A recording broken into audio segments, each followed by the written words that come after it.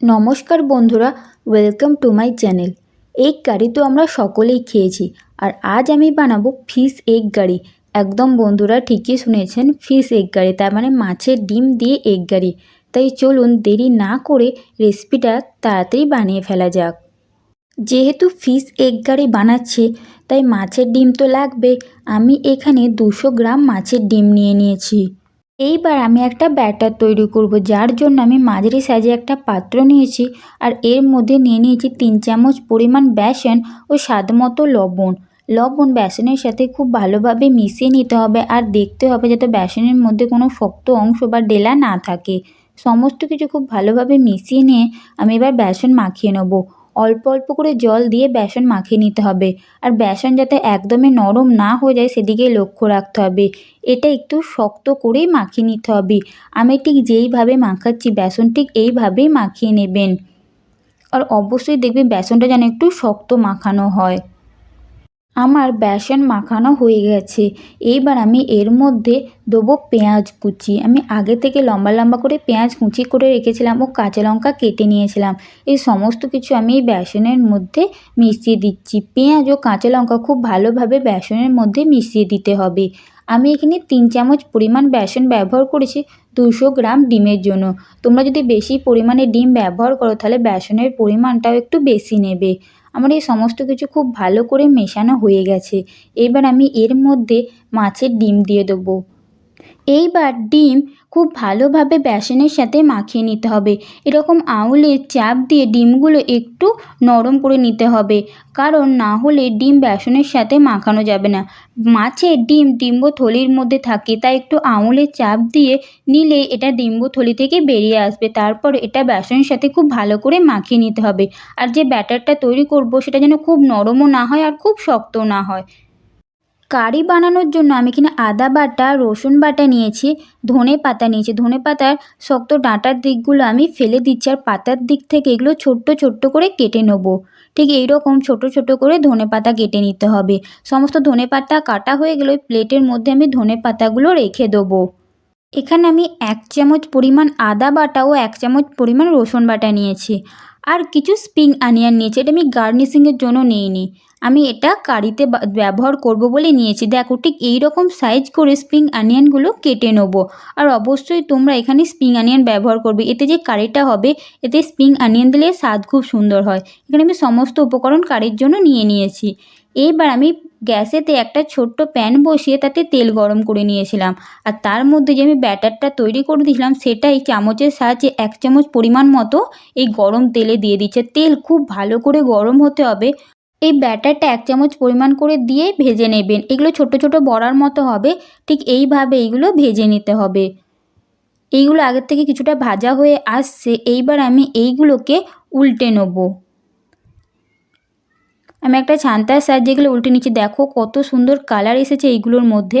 এগুলো আমি এবার উল্টে পাল্টে কিছুক্ষণ ভেজে নেব। প্রথমে আমি এগুলো উল্টে দিচ্ছি, অপর দিকটাও যাতে খুব ভালোভাবে ভাজা হয় তার জন্য আমি উল্টে নিলাম। এগুলো খুব লাল লাল করার দরকার নেই, হালকা একটু লাল হলেই হবে। এইবার এইগুলো ভাজা হয়ে গেছে, দেখো এগুলো তেলের মধ্যে ভাজতে শুরু করেছে। আমি এইবার এইগুলো তুলে নেব। আর এইগুলো হাই ফ্লেমেই কিন্তু ভাজতে হবে, তবে এইগুলোর মধ্যে একটা ক্রিস্পি ভাব আসবে। আর যখন এটা কারি বানাবো তখন এটা সফট হয়ে যাবে। এগুলো কিন্তু গরম গরমও খেতে পারেন, একদম পকোড়ার মতো খেতে লাগবে। এইভাবেই আমি প্রতিটা বড়া ভেজে নেবো। আমি আবারও কিছু বড়া প্যানের মধ্যে দিয়েছিলাম, সেইগুলো ভাজা হয়ে গেছে। আমি এইভাবে সমস্ত বড়াগুলো ভেজে নেবো। এইবার আমি একটা ফ্রাই প্যান বসিয়েছি, তার মধ্যে আমি কারিটা বানাবো। আমি এতে তেল গরম করে নিয়েছিলাম। তেল গরম হয়ে আসতে আমি ছোটো ছোটো করে যে পেঁয়াজ কুচি করে নিয়েছিলাম সেটা এখানে দিয়ে দিচ্ছি। আর আমি এখানে 2টো মিডিয়াম সাইজের পেঁয়াজ কুচি করে নিয়েছিলাম। পেঁয়াজটা এবার লাল লাল করে ভেজে নেবো। খুব লাল করে ভাজার দরকার নেই, হালকা একটু লাল হয়ে এলেই হবে। আগের থেকে এটা অনেকটা ভাজা হয়ে গেছে, দেখুন এর কালারটা অনেকটা বদলে গেছে। এইবার আমি এর মধ্যে দেবো রসুন বাটা। আমি যে রসুনটা বেটে রেখেছিলাম আমি সেইটাই এর মধ্যে দিয়ে দিচ্ছি। এবার রসুন কিছুটা সময় ভেজে নেবো যাতে এর কাঁচা গন্ধটা চলে যায়। পেঁয়াজের সাথে রসুন খুব ভালোভাবে মিশিয়ে নিয়ে এটা ভেজে নেবো। অতিরিক্ত মশলা ব্যবহার করার কোনো দরকার নেই বা এক্সট্রা কোনো মশলা ব্যবহার করার দরকার নেই। আমি যে সমস্ত উপকরণ ব্যবহার করেছি সেইগুলো ব্যবহার করলেই এই কারিটা খুব সুন্দর হবে। এইবার আমি এখানে 1 চামচ পরিমাণ হলুদ গুঁড়ো, 1 চামচ পরিমাণ লঙ্কা গুঁড়ো দিয়ে দিচ্ছি। লঙ্কাটা আমি কিন্তু এখানে ঝালের জন্য ব্যবহার করছি। তোমরা তোমাদের পরিমাণ মতো লঙ্কা ব্যবহার করো, যেরকম ঝাল খেতে তোমরা ভালোবাসো। হলুদ গুঁড়ো, লঙ্কা গুঁড়ো কিছুক্ষণ ভেজে নিতে হবে, যাতে হলুদ গুঁড়োর কাঁচা গন্ধটাও চলে যায় আর লঙ্কা গুঁড়োর ঝালটাও একটু কমে আসে। কিছুক্ষণ খুব ভালো করে ভেজে নিতে হবে। কিছুক্ষণ খুব ভালো করে ভেজে নিয়ে এইবার এর মধ্যে আমি দেবো টমেটো কুচি। এখানে আমি একটা মিডিয়াম সাইজের টমেটো কুচি করে নিয়েছিলাম। টমেটো কুচি এই মশলার সাথে খুব ভালো করে মিশিয়ে নিয়ে কিছুক্ষণ ভেজে নিচ্ছি। এইবার আমি এর মধ্যে দিচ্ছি আদা বাটা। আদা বাটাও টমেটো কুচি ও মশলার সাথে খুব ভালো করে মিশিয়ে নিয়ে কিছুক্ষণ ভেজে নেব। দেখতেই পাচ্ছ মশলাটা একদম শুকনো হয়ে গেছে, যার ফলে ভাজা যাচ্ছে না, তাই এর মধ্যে আমি সামান্য একটু জল দিচ্ছি। জল দিয়ে মশলার সাথে খুব ভালো করে মিশিয়ে নিয়ে মশলা আরও কিছুক্ষণ ভেজে নেব। কিছুক্ষণ মশলা ভাজলেই টমেটো গলতে শুরু করবে। এইবার আমি এর মধ্যে দিয়ে দিচ্ছি কাশ্মীরি লঙ্কার গুঁড়ো। আর আগের থেকেও জলটা কিছুটা শুকিয়ে গেছে। এই সমস্ত কিছু আমি আবারও খুব ভালো করে মিশিয়ে দেবো। সমস্ত কিছু খুব ভালো করে মিশিয়ে নিয়ে এইবার এর মধ্যে আমি দেবো ধনেপাতা কুচি। আমি কিছু ধনেপাতা কুচি রেখে দিয়েছি আর কিছু ধনেপাতা কুচি মশলার মধ্যে দিয়ে দিয়েছি। এই ধনেপাতা কুচি মশলার সাথে খুব ভালো করে মিশিয়ে নেব। কিছুক্ষণ খুব ভালো করে ধনেপাতা মশলার সাথে মিশিয়ে নিতে হবে, যাতে যে ধনেপাতার গন্ধটা আছে সেটা মশলার সাথে খুব ভালোভাবে মিশে যায়। আর মশলাটা কিছুক্ষণ কষে নেবো। দেখো মশলাটা আগের থেকে অনেকটা কষা হয়ে গেছে, যার ফলে একটু তেল ছাড়া হয়ে গেছে। এইবার এর মধ্যে আমি দিয়ে দেবো আমার প্রয়োজন মতো জল। এখানে একটু বেশি পরিমাণেই জল দিতে হবে। এখানে আমি 500 ml মতো জল দিয়ে দিচ্ছি। জল মশলার সাথে খুব ভালো করে মিশিয়ে নিতে হবে। এই সমস্ত কিছু আমি খুব ভালোভাবে মিশিয়ে নিয়েছি। এইবার এটা ফোটার জন্য অপেক্ষা করব।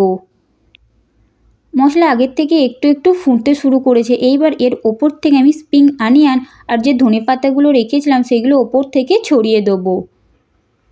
এই মশলার মধ্যেই কিন্তু সামান্য পরিমাণ লবণ দিয়ে দেবেন।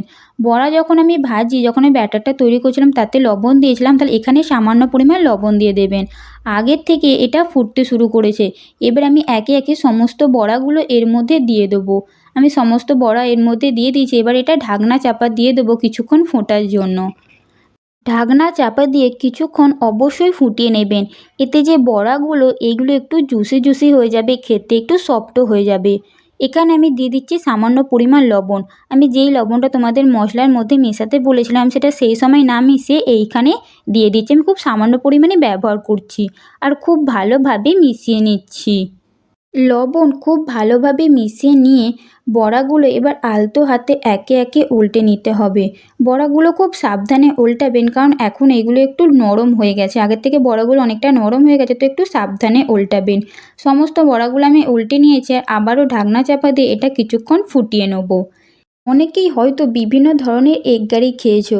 একবার হলেও এইভাবে ফিশ এগ কারি বানিয়ে দেখো। রেসিপিটা কিন্তু অসাধারণ হয়। আর দেখো এটা আমার একদম রেডি। এবার আমি গ্যাসের ফ্লেম বন্ধ করে দেবো। তাহলে রেসিপিটা যদি ভালো লাগে একটা লাইক দিও আর আমার চ্যানেলটিকে সাবস্ক্রাইব করে দিও। আর অবশ্যই কিন্তু একবার হলেও রেসিপিটা ট্রাই করো। বাই।